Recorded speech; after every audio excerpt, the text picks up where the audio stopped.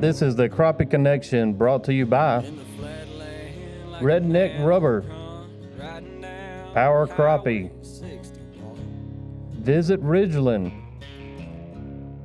B&M Poles, K9 Fishing, Cornfield Fishing Gear, Bobby Garland Baits, Genco Fishing,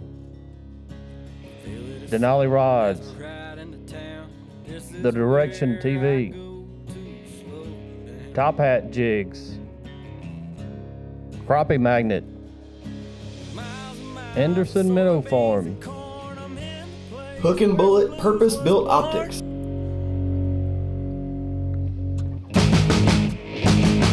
About a mile from the Big Muddy River, place I'll always remember. Cabin on the lake and a fishing pole. Forever here I'll rest my soul. I can feel my worries drift away from being out in the sun all day.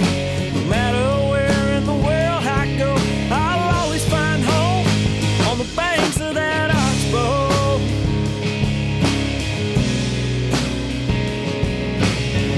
What's up, guys? Brad Chappell back at the Crappie Expo 2023. Got at the end there, old Todd there. Hello. Sitting next to me, come on, Paul. You were ready a second ago. Yeah, I'm Paul O'bier. Jerry Hancock. Where you from, guys? Gunner, Texas. Where you fishing at? Not anymore at Branson, Missouri. Yeah, our Table Rock days are over. Yeah, I hope so. I live in Gunner, but I fish Ray Roberts quite a bit, Texoma, Lake Fork, any of the local lakes around. But I guess Ray Roberts would be my home lake. Jerry? Lake Fork. That's where I make my living. He's a Lake Fork guy. Yep, pretty much. You know, the subject line that we wanted to get you guys on here is, we know livescope's cool and it's, you know, it's the thing or what have you, but there's still a lot of listeners out here and people wanting to get into crappie fishing and not going to use livescope.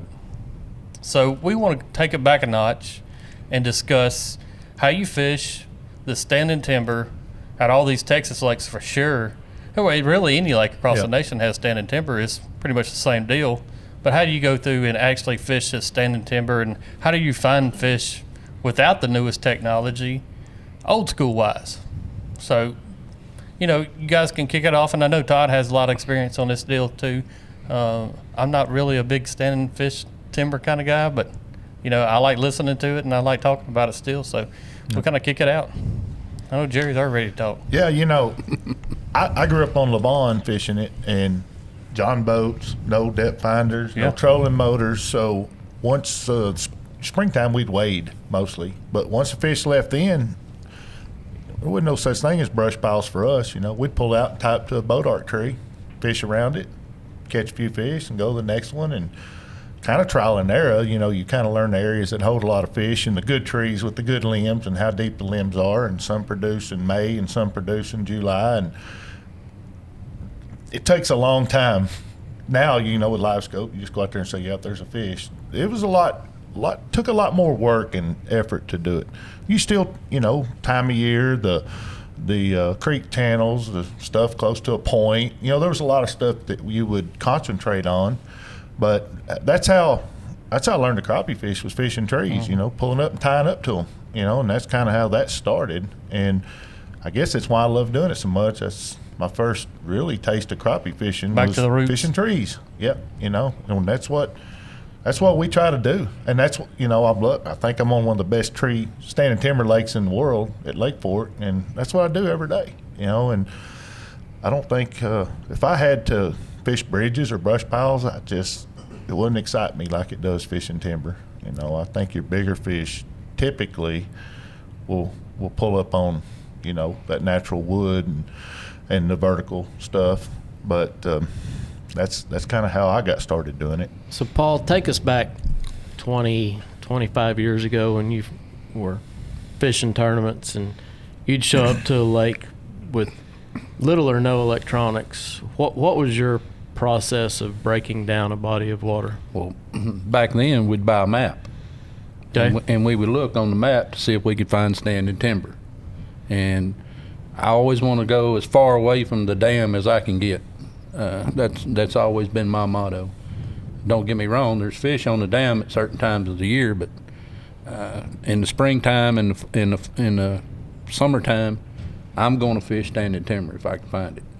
And what we would do, we would look at the map and find where we had a point, like Jerry said, or where you had creeks.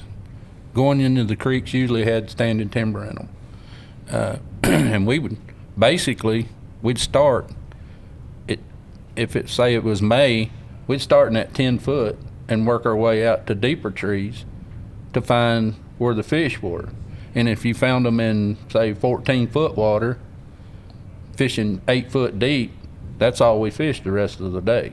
We might go out to fish a little bit deeper, but most of the time it was, once you established a pattern, that's what we did. And don't get me wrong, livescope is the best thing they're ever come out with, but us older people, it's really taken a toll on us because we can't read those graphs as good as these young kids can. And your processor doesn't process as fast. No, you've got too much We're information. 482, Well, you've got all this information you've gathered over the last 40 years, and you can throw it out the window. Yeah. You don't need it anymore. And we're still stuck with some of that mindset of, hey, let's try this, what we used to do, and it's not working anymore like it used to. Not on tournaments. Not on tournaments. If you're just going fishing, they used to have a deal called a gripper. I don't know if you ever seen, had a little tee, and I'd have 7 to 8, 10 foot of line on it, and I'd pull up to a tree and clamp it on there.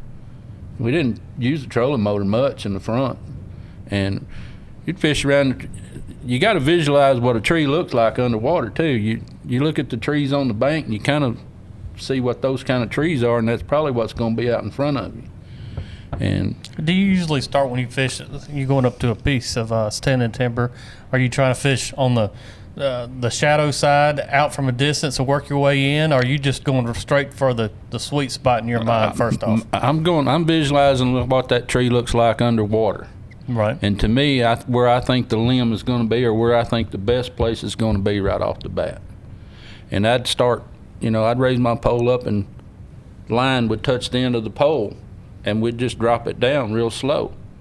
And if you didn't get a bite, sometimes you start picking it up real slow and you'd catch one. You go, well, I know I was only pole deep. So that fish was, and I had 2 foot of line in my hand. So I know, all right, we got something here. You got we a were depth to using work 8 at. foot rods back then. Yeah, that's what we fished timber with. That's all we had was 8 foot rods. And so if you're holding your pole up as high as you can and the jig touches water, that's about 12, 14 foot. And we didn't care what it was. It was all about pulls back then. Mm-hmm. You'd let it down and you didn't catch anything, you'd strip off 2 foot of line. Well, you caught one, so you knew you was catching them at 1 pull deep. Right. So if you had a partner and we were fishing, how deep was he? Yeah. 1 pull. Hold up your pole, let me see. Yeah. That's what our whole deal was, if you don't know how deep you are, how are you going to catch the next one? Yeah. We thought every fish was 14 foot deep. Yeah, back then. Now we know there's some at 4 foot and some on the bottom. But I think we were catching all the stupid fish back then. Yeah. I really do. That's usually the ones I catch. The fish are getting smarter. But I see it every day still, like at Fork right now. You start off in the morning, 12 to 16 is a sweet spot. That's where the majority of the fish I see. And as the day goes on, it goes from 14 to 18. So there's fish shallower and deeper, but the majority were in this one area. So it was really power fishing is what it was. We were fishing as many trees as we could at that depth, catching aggressive fish quick. Like Paul said, when we pull up to a tree, I like to drop right against the trunk all around and find a limb coming off. When you bait stop, all right, there's a limb. That limb's 10 foot deep. Well, you could try to work that limb away from the tree some, and see how far. Which we didn't. Now, them limbs will go 15 foot out there. We didn't necessarily fish that far out.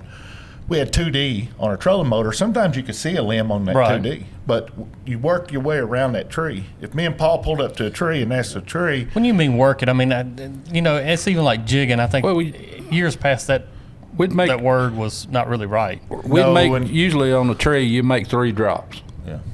If you dropped on this side of the tree, then you dropped on this side of the tree, or you dropped on the back side of the tree. So you're covering the whole tree in 3 drops. We would start if we're fishing and standing This here, is the- I'm this on- is the this is standard. the tree. Okay. I'm gonna drop here. I'm gonna drop here. Paul's gonna drop here, and I'm gonna drop here, and then I'm gonna drop here. He's gonna go here and here. Well, in the same amount of time, we fished all the way around that tree. If we caught one right here, he'd go right back to it. If we found a sweet spot, but you'd fish it and you'd start it. You know, if you think the fish are between 10 and 14 foot, you start at 10, you go down, you lift it up a little, don't get a bite, go one pull, you catch one. Then you might go another pull, see if you don't catch one. But it only take us maybe a minute, 2 minutes to fish that tree, and then we're going to the next one. And then you find, if you fish a lake enough, you're going to find this tree always produces. And I mean, we did it 2 weeks ago at Ray Roberts State Championship. We went and fished all Paul's old stuff we fished 20 years ago.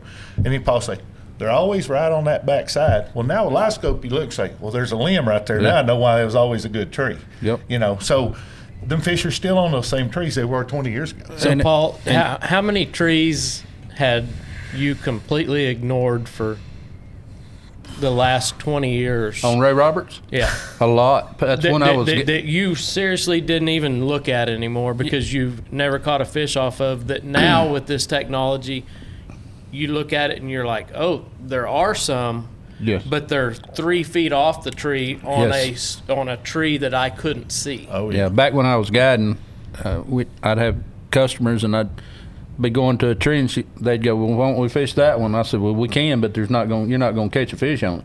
I said, I fished every tree out here in this lake. I know which trees hold fish, so that's what we're going to do. We're going to go to those trees and catch them.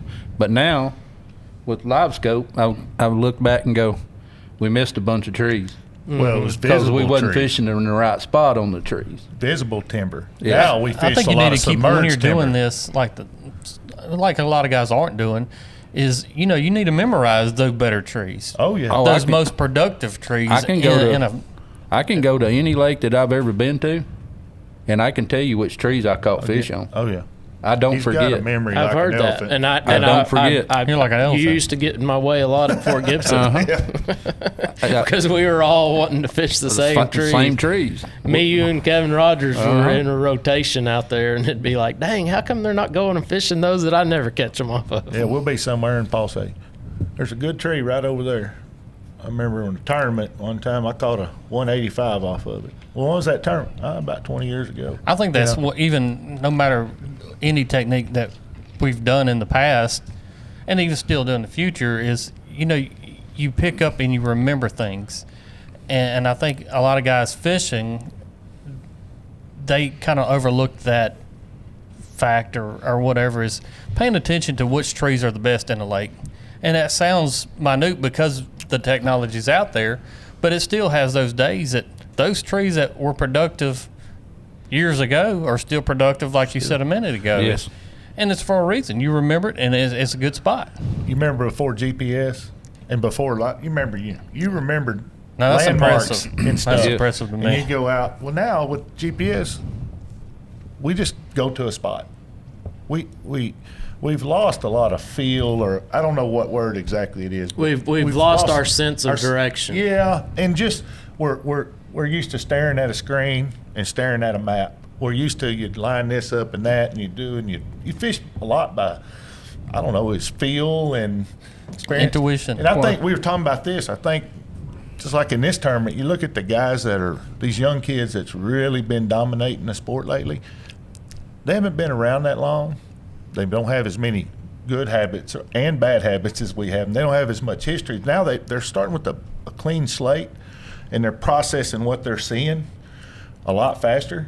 And they're not second guessing themselves, I think. I mean, they might do something that we'd never do because it never worked for us, but we miss something all that time. So it's Yeah, I think livescope is revolutionized the industry, but I think a bunch of these kids that really are good with livescope, if they didn't have it, they wouldn't win. Because the old school guys would take care of that. Right. But I really do. I think they know how to run that livescope. But if you took that away from them, I don't think they'd be that great.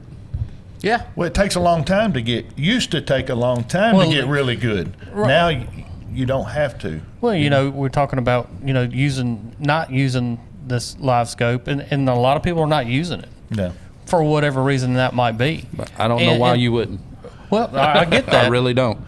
But, it's still a fact that we all caught fish before. Oh, yeah.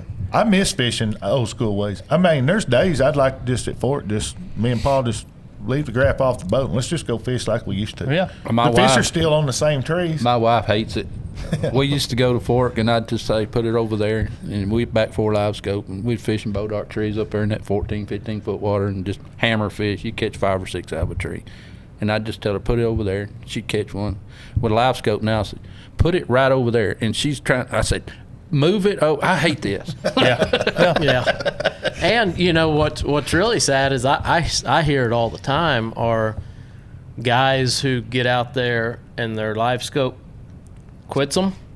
They're done. Yeah, they don't know what to do. They're like, I just loaded up. It was over. I'm done. And I'm like, really? You didn't even think about just going fishing for the rest of the day? I had a trip on Fork about 4 years ago.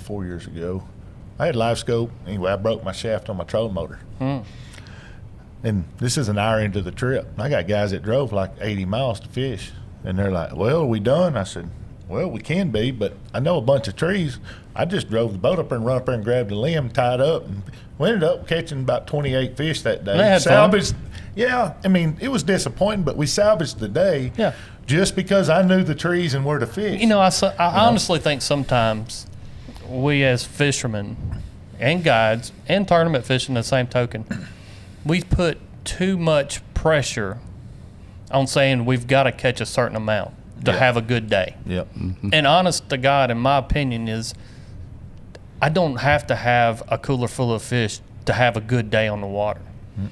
And a lot of my people that come fishing with me, that's not their intent either. Yeah.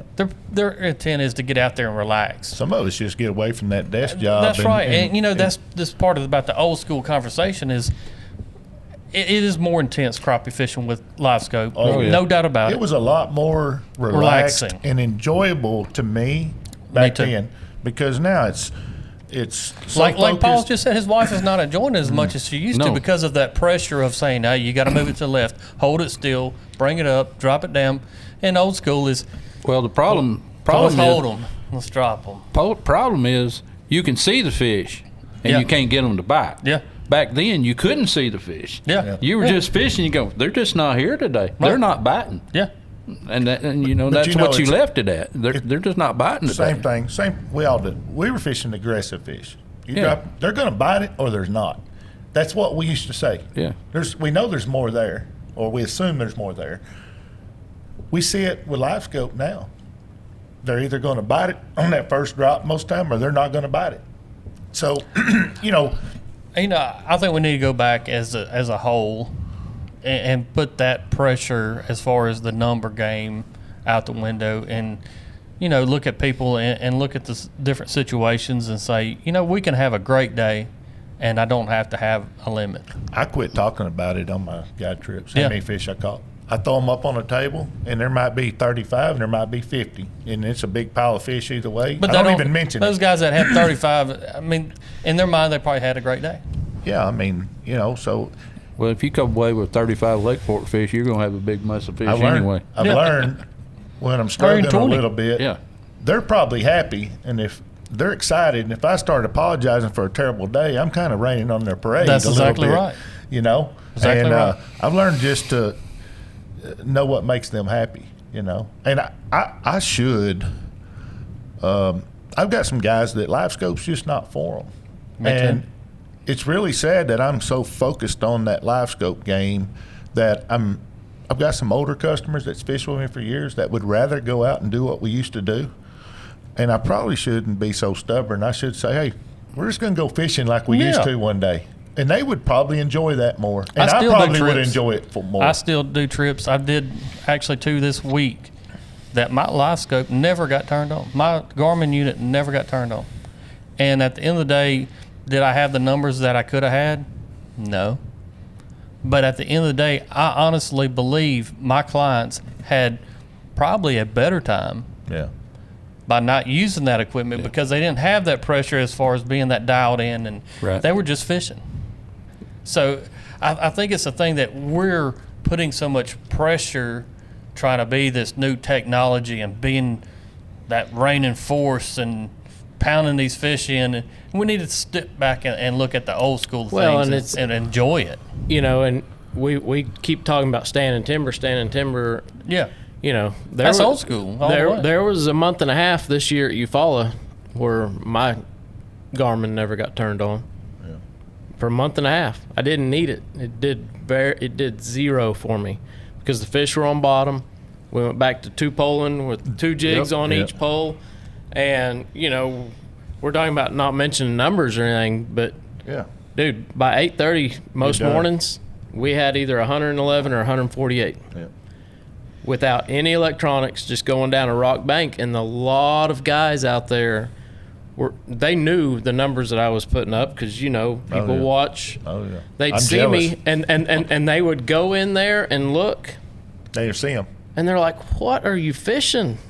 I'm like, "The bottom." I'm fishing. And they're like, "We can't see them." Well, if you wanted to watch those fish, you could see them when they come up out of the rock, but you can't really see very well. You can pick out a few, but That's the same thing we do at Lavon in the wintertime. Right. In November, we get 2 poles and 2 jigs and just bounce them off the bottom going down through there. I mean, You don't- I you don't remember need- calling Jerry You and don't saying, need electronics for that. Jerry said, "Dude, I'm so jealous. I see that you're out there 2 poling, catching I would them." love to go do And I that. said, "Yeah." I said, "Guess what? Guess what I saw?" Or I said, He saw a bird, he saw an eagle. I said, "Guess what happened today?" And he was like, "What?" And I said, "I saw a dang squirrel. I hadn't seen one in a year because I've been staring at that screen." I know. mean, You know, we miss a lot. You know, Yeah. you don't see the birds on the bank. You don't see. I have a lot of people say, "I drove by and waved at you." I said, "I never saw you." Now you was looking at that dadgum screen. Well, yeah, I was. You know, that's what we've It's still kind of losing enjoyable. the. I wonder if it's going to the make us gut, all go fishing blind by our at own gut. one time for looking at that live scope screen all day long. You know, there was a time, you know, Paul, and I think you've said it probably, and Kevin Rogers. I would say Paul was one of the top 5 in the country when you put a pole in his hand and put him in a tree. You know, I mean, Oh. day in, day out. Paul, for sure, top 5 might have been top 2. we'd go fishing at Ray Roberts. If you could stay within 5 fish of him, you was lucky. And part of that was you could fish the same. Paul just didn't. He didn't miss them when they bit. He felt everything. He knew what he could feel that limb. He could feel when that fish picked up a little or pulled down a little. He just didn't miss them. Yeah. Now we're watching so many bites that we're losing that feel. We're using the weight above it, so you don't feel that like it used to. You know, there's a lot of stuff the other day. I took the weight off using a toe tide. I mean, That's I why think we I said fished here, at I don't Ray use Roberts. nothing but 1/8 ounce because I don't think they'll bite a quarter as well. Right. Well, now I'm using 3/8. Yeah, You know. yeah. And Forget the quarter. took the weight off because these fish are hitting straight up, and my customers are missing them. I'm saying, get them, and they're, well, I don't feel him. Well, it's too late. Well, now with that, the line would go slack. Well, they's catching twice as many fish. So I'm kind of reverted back, sometimes taking that weight off and going back to old school stuff, Well, the way I'm approaching it, and it's helped get the bite. We didn't you know? use a weight at Ray Roberts. No. We just used straight fishing 20 foot deep.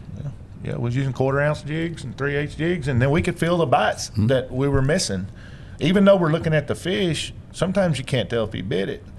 I think we've lost a lot of feel, and I miss the way it used to be. I think it's gotten so much pressure, and it's usually by that boat, and some guys necessarily not doing it, but you know the whole subject line is the old school ways work, Oh, yeah. and Still today. you know, like we said about Paul here. I mean, you could take a live scope out of his boat. Any guy on this panel right here, I honestly believe you could take a live scope and Oh, yeah. we go out there and we would catch our fair share of fish. How We're long, gonna catch did you fish. make a living without it?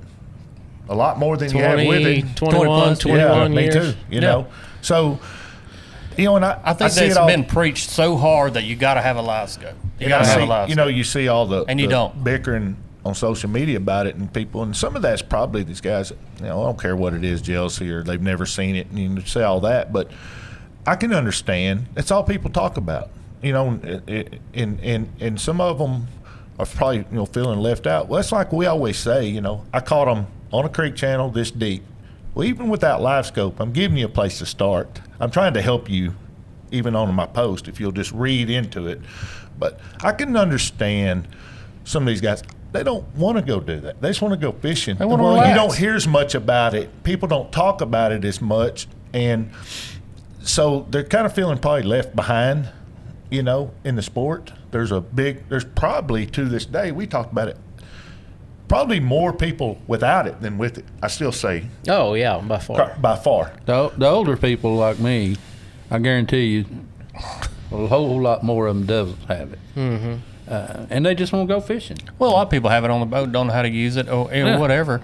Yeah. So would y'all like to see a tournament division with No livescope? with no forward facing? Yeah. We talked about, my wife said, why don't y'all put one on? I said, because it won't be but 3 of us show up, probably. Well, but I'd like to do one at Fork. It's just like our club. I'd like to get them to have a one tournament a year, no livescope. Yeah, yeah. No electronics. No electronics on the front of the boat. Let's just go fishing like we used to. Just go fishing. Let's see. But I don't think I don't think they're I going to don't do think it. nobody will turn out. No. I think You that, might be shocked, though. I think a few years ago you were right. I think you're wrong now. Well, Because there's guys like Brian Young that guides on Eufaula who's gotten back into spider rigging because he was like, man, I got clients that want a spider rig. Yeah. Oh, that's fun. Don't get me wrong. I mean, I got guys that, it's fun to do. seriously, I told you about one that had been down your way with the guy, and he called me and he said, dude, if we're going to be fishing one fish at a time, I ain't coming. Yep. My dad wants 2 fish. Yep. He said, I don't mind catching them one at a time, but my dad wants to just fish. And I said, done. Come down here in May or June, we'll troll the rocks. I tell people that all the time. I mean, I do fish one at a time, and we take turns. And some people don't like it, but that's what we're doing. Now, if I wanted to go set some brush piles and drop bait, we could fish multiple people, but it's just not what I do anymore. I've kind of gotten away from what I really enjoy to something I feel like I need to be doing. The business has really boomed because of it, and I just can't afford not to do it. But You think that, though? I think that, I think it'll come full circle. you know what you ought to do? I'd buy a pontoon boat and go set 300 brush piles and take 5 people out and just sit there and let them fish. I Let think you ought to catch give fish. them an option when they get on the boat. Say, do you want to use live scope or you just want to go fishing? Well, I did that with I a do. guy a while back, a couple years ago. First time he hated it. Second time he said, can we just fish like we used to? I said, yeah. After about 2 hours and 6 fish running all over the lake, he said, you want to turn that live scope on and go catch some fish? I said, I never thought you'd ask. Let's go back out there and we whacked them, But part of that was my fault because I don't do it anymore. I don't set brush piles anymore. I don't do it enough I could do it, but I think, like I said, we put so much pressure It's like what you said. on having you've a good lost your time. touch. I've lost my touch with it. You don't have to have this good time, Jerry. We're going to do a little counseling with Jerry here, but you don't have to have a good day by catching. I asked Jerry a question yesterday when we were coming back in. I said, how many people you think spider rigged this tournament? 0. I mean, 0. Everybody's going to have one pole in their hand. You used to, if you weren't spider rigging, you got beat. Yeah. Most of the time. That's why I got beat so much towards the end of the Yeah. tournaments. We hated, well, we, had a lot of fun doing it, but I used to hate, this is the most boring. It's like watching paint dry. It's Well, what I looking used to back, do. you're thinking, man, that was We had a lot of fun That was doing relaxing. it. Yeah, we did have a lot of fun doing it. Now I kind of miss it, which I don't even have any. I don't have any trolling stuff no more. I don't either. No rod holders. I do. I couldn't go do it if I wanted to. I do. But I'm thinking about getting me a set. You'll have more clients than you think at this point that still want to go old school. You will, because I've started doing it and it's unreal. Yeah, they just want to go fish. They want to see that squirrel Yeah. that Todd finally saw after a year. Yeah. They want to see that squirrel. They want to see that eagle. I think it'll come full circle. I keep saying that, but I do. And, we're talking about you've lost your touch, actual touch of being able to feel a fish as well. Yeah. And we've lost our sense of direction, talking about GPS. I mean, it's like, have you ever called now a place to ask directions of how to get there? No. Right. Back in the day. Because you enter it in your phone. Yeah. Well, I did. Last summer, I was out in western Oklahoma, and I was in Altus. And there was a place that I was wanting to go eat. And I called the girl, and I said, hey, where are you located? This is where I'm at. This is my motel. Yeah. Are you east or west? And she goes, well, it depends on which direction you're coming from. And I was like, no, that's left and right. I'm asking east and west. Like, and what the deal was is that my location wasn't working on my phone, so I could not look it up on there. And this girl could not tell me. And I said, how do you get to work? And she was like, well, I pull out of my house and I go, and I was like, so you don't even know the North, south, east, the west. names of the streets or anything anymore. And that's kind of where we're at in the fishing Well, world. it's kind of like, to me, too, you think about it, it's kind of like going down the road. And some days, I just like rolling down my truck windows. Oh, yeah. And hanging my hand out Yeah. the window and feeling Yeah. the wind.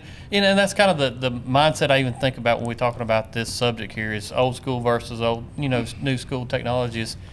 The AC rolling compared to just rolling down your window. Yep. Hank Jr. comes fish with me all the time, and he likes to go fishing. Yeah. Does he think the new technology is totally cool? Absolutely.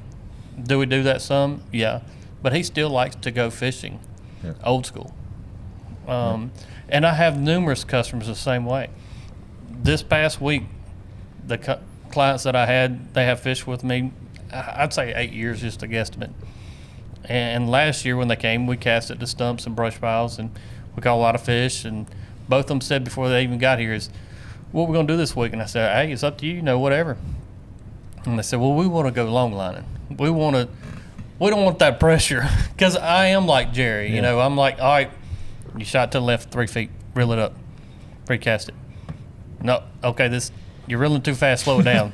So I'm always coaching them, and I'm wanting that pressure that I'm even putting on them and myself to put them on that fish nonstop, and they just were like, we just want to go fishing this time. Yeah. Did we catch as many fish as we did the year before? No. I'll flat out tell you, no. But at the end of the day, we probably laughed more. Yeah. We probably talked about our kids and our family more. Think about how lower your blood pressure and theirs was. And I was like, man, yeah, let's do it. I think we're putting so much pressure on using technology that is taking some of the fun out of it. I find I'm not a guy anymore. I'm a coach.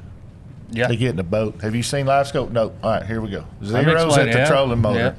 There's no right and left. It's close and far. I explained. I got a 5-minute spiel before we Yeah. ever go fishing. Here's what we're doing. Look, here's it. Here you see my bait. I'm gonna catch the first one. Show you what we're doing. I go, boom. And they're like, they start laughing like, that's amazing. That was easy. I said, no. Here's a pole. It's not gonna be that not easy. easy anymore. And and now it's left, right, up, down, back up, and it's totally different. And now it's fun for me. It is enjoyable. And I never fish most days. Some days I'll go a week and never catch a crappie, and I'll clean 400. And then I tell him, you got any crappie? Well, I ain't got no crappie. I have no fish. What? I don't have any fish. I said, you're a guide. But I'm a coach now. I get the same. I never have that much fish. When I get through fishing, I go in. The least I want to do is go back out there. Used to when we'd feel fishing with customers, go back in the afternoon, go bass fishing. I mean, I'm on bass, one of the best bass lakes in the world. Lake Fort. I load my boat, go take a shower, lay that lazy That lazy chair boy down, back up. turn on gun smoke, and fall asleep. You're old school at the house. I'm but, old school at the house. At the watch gun smoke every day. When you was talking a while ago about north and east and west and all that. When we first started, me and Marty, first partner, he worked with me down there at Exide, and we'd go somewhere. I had a road atlas, and that's how we went. We didn't have GPS or none of that stuff. We didn't have cell phones back then. We'd have to call from a payphone somewhere, tell our wives where we were at. I remember one time we were in El Dorado, Kansas, and we were staying at the state park.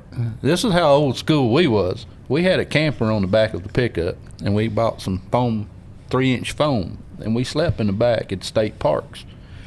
As long as we had plug to plug our batteries in, and then we'd put a box fan on the front of the boat blowing into the camper. That's the way we camped. We stayed at state parks. I don't want to go that old school. I don't want that anymore. No. Well, we were there at Kansas one night, and there was a tornado coming through, and they kept saying such and such county, and me and Marty's going, what county are we in? We don't know what county we're in. And we run up there and got in one of those shelters in the bathroom, And we got up the next morning, all the leaves were beat off the trees and the hail everywhere, and we were going, I don't know where we're at, but we need to go home. We got lucky. Yeah.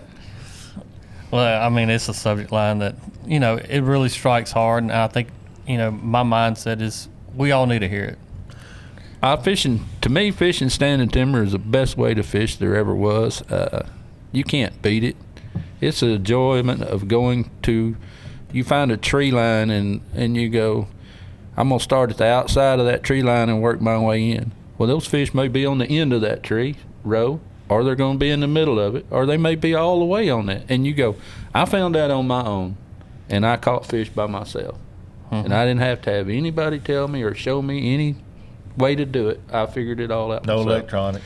And when you go to a lake that you've never been to, and, well, just like when we went to Rathburn, Iowa, we went up there, and there was 300 teams up there. And we came in 19th, and my partner goes, man, we sucked today. I said, we beat almost 300 teams on their home lake. Yeah. And we didn't get a check, but I think we did pretty good. And he goes, man, we suck. I said, I don't see it that way. Yeah. But, and there's another, like we were talking earlier, finding stuff.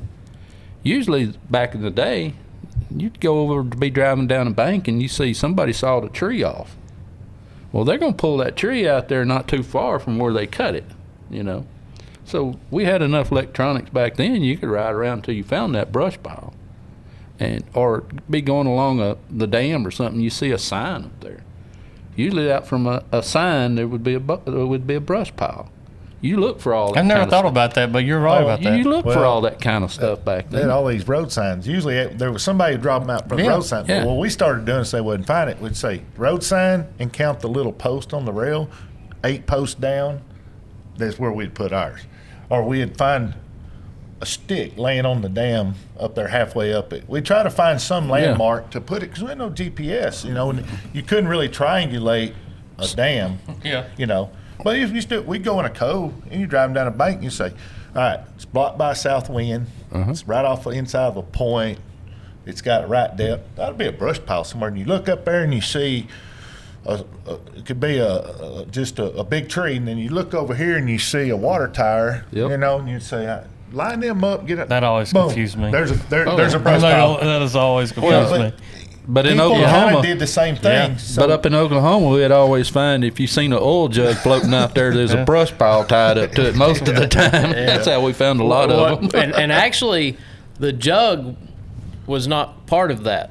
What it was actually somebody's catfish jug. yeah.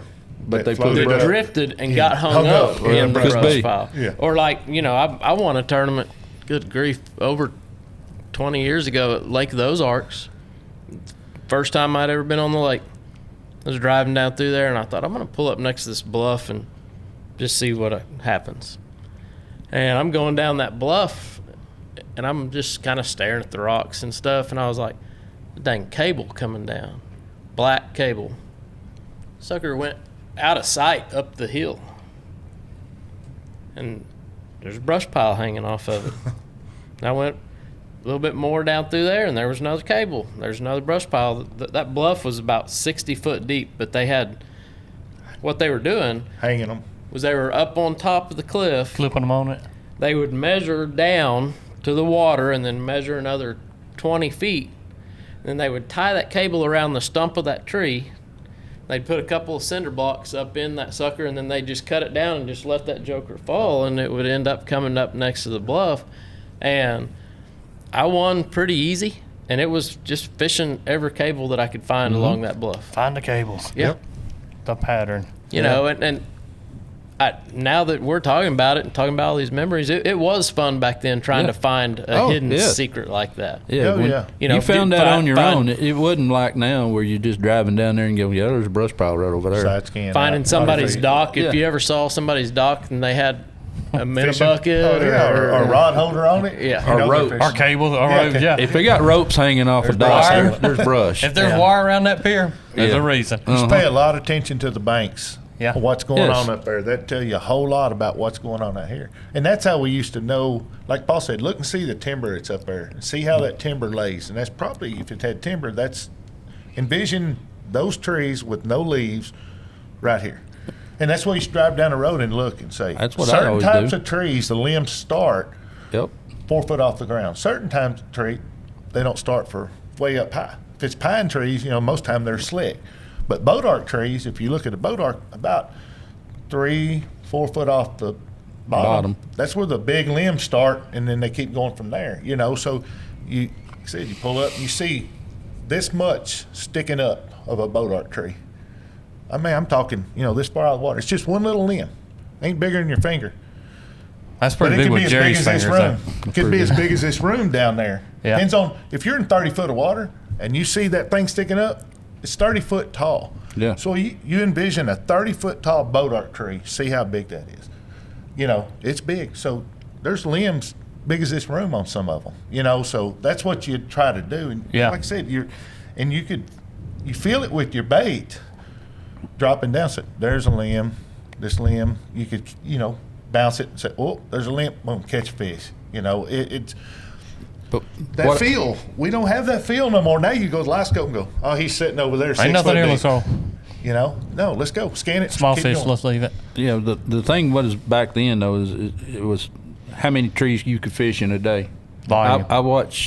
I used to, even when I guided, I'd see a boat tie up to a tree, and I'd fish 20 or 30 trees before he ever even moves, and I'm going, if I can just pick one of them fish off of those 20 trees while you're sitting there, I'm gonna catch more fish than you. Yep. And it was about covering water and fishing as many trees as you could fish in a day. Yeah, that was the difference we made guiding, catching more fish than other people.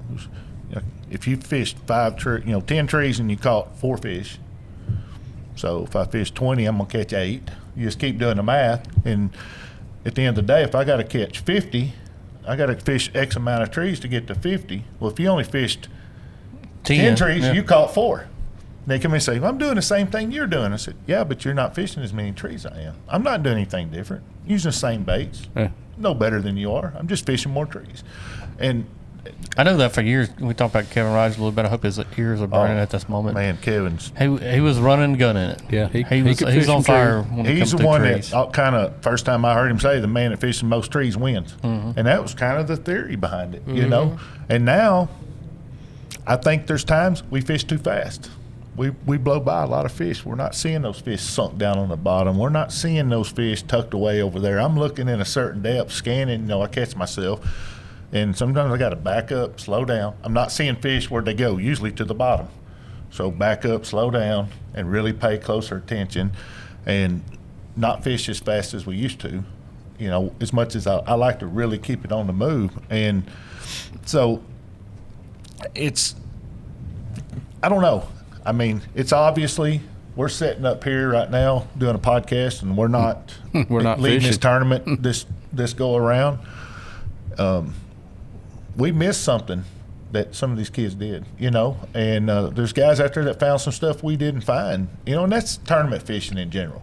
And I as much as I love fishing tournaments, I make my living guiding, and that's really where the bread and butter is for me, and I worry more about, I like to have fun, and the tournaments and the guiding has gotten to be so much pressure. I've got a good friend that's burnt out right now that's on his way out of guiding after about 5 years, and he said, I just can't deal with it.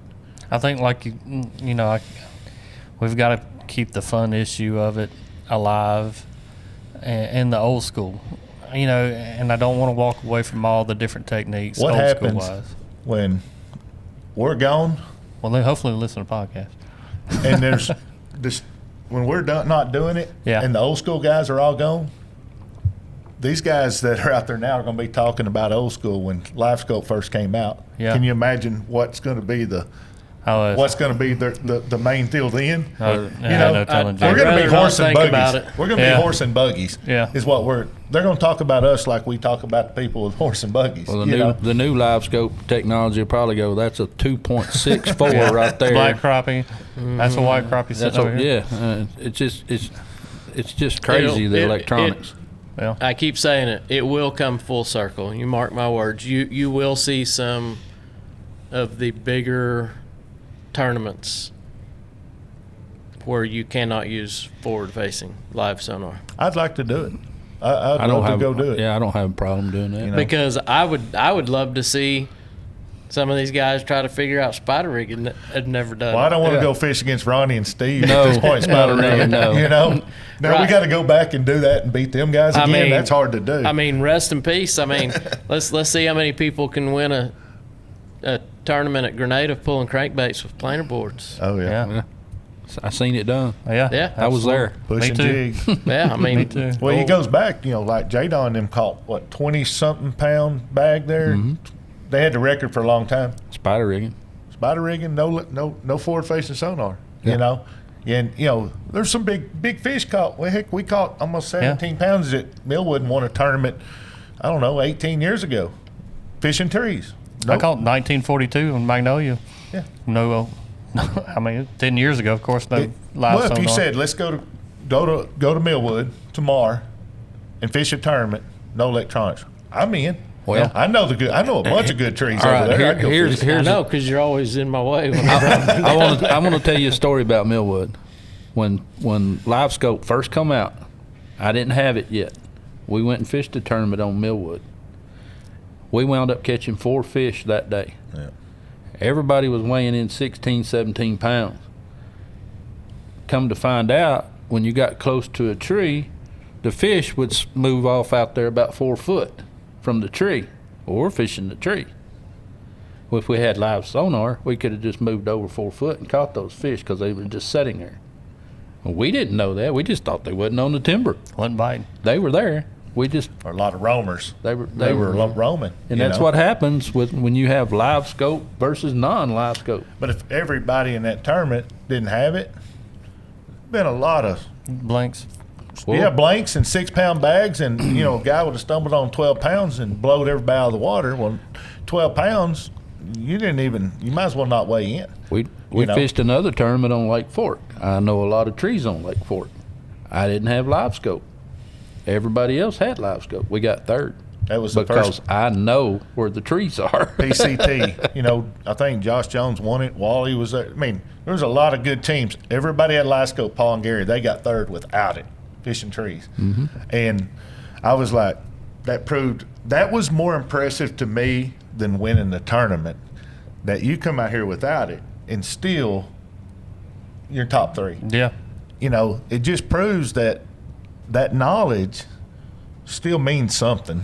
Yeah. But now with the knowledge and the live scope, to me that's double dangerous at times. You know. You know too much, and it can get you in trouble. Yeah. Yeah. Yeah, I mean it does. I agree. Well, guys, I've had a blast talking about this. I mean, Always Jerry, enjoy it. Yeah, Jerry's always a really good guy to come on here because we know we're going to get some good conversation when it comes to Jerry. Yeah, I get Anywhere talking you too go much. with Jerry. Oh yeah, he gonna talk. He's gonna talk. He gonna talk. Well, how do we find you guys? You both on Facebook? Tell us how to find you guys. I'm Well, not he's on not. Facebook. He's still He's so old school. I'm You know, still old school. Call Jerry if you want to talk to Paul. Yeah, just Yeah. get in touch with my wife. Hell, she's on Facebook. She goes all the time. She goes, how come I getting all these friend requests from people that's fishing? She goes, why don't you just get it? I said, I don't know. We're Might as well. gonna get Paul today. I might as well sees get it. He gets his wives and I just look through it he's a lot. one of them stalkers, you know. I like- He I I stalks like to his stalk wife. people. Yeah. I'm on Facebook and Instagram a little bit, and I'm not hard to find. No, you Jerry's can get not. a hold of me. You know. Well, so I mean, it like 2 years ago when we won this, I had to get back home, and I told Jerry, I said, "This is helping you. This is going to help you more than anything you got. You get up here and talk to these people, and you're going to be busy from now on." And he is. Oh, yeah. He's as busy as he wants to be. Yep. And Absolutely. it's good for him. Yep. It's good for everybody. I mean, I love what y'all do. I look Yeah. forward to every podcast that hits it. You Yep. know, I see it come out. I'm sitting there, and you know, it's 30 minutes, 15 minutes. I watch a lot of them myself. Yeah. Oh yeah. I love getting up here with on- you guys on and your talking. wife's I'm my wife, and she goes, what do you think? "You're on here more than I am."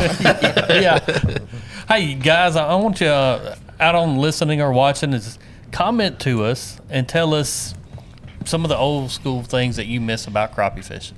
Even if you got live scope or if you don't, comment and tell us, hey, this is the way I still love to fish old school. We want to hear some old school stuff. And we ain't forgot about all them old school guys. No. Absolutely. We No. miss it. We do. We sympathize with it. We do actually miss those days. We're going to have to start a tournament trail where All dudes. you get a styrofoam bucket, a quarter pound of minnows, 3 hooks, a couple of split shot. 2 bobbers. Yep. Hey, I mean, That's all I Because got I guarantee today. you come down to Eufaula and that'll do it. that'll fill the cooler right there. Yeah. Anything else, guys, Todd? I'm good. Thank y'all. Thank All y'all. right, guys. Till next time, Brad Chappell here. Todd Huckabee. Paul O'bier. Jerry Hancock. Holla.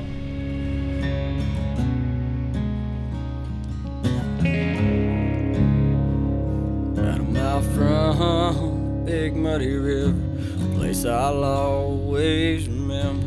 Cabin on the lake and a fishing pole. Forever here I'll rest my soul. I can feel my worries drift away.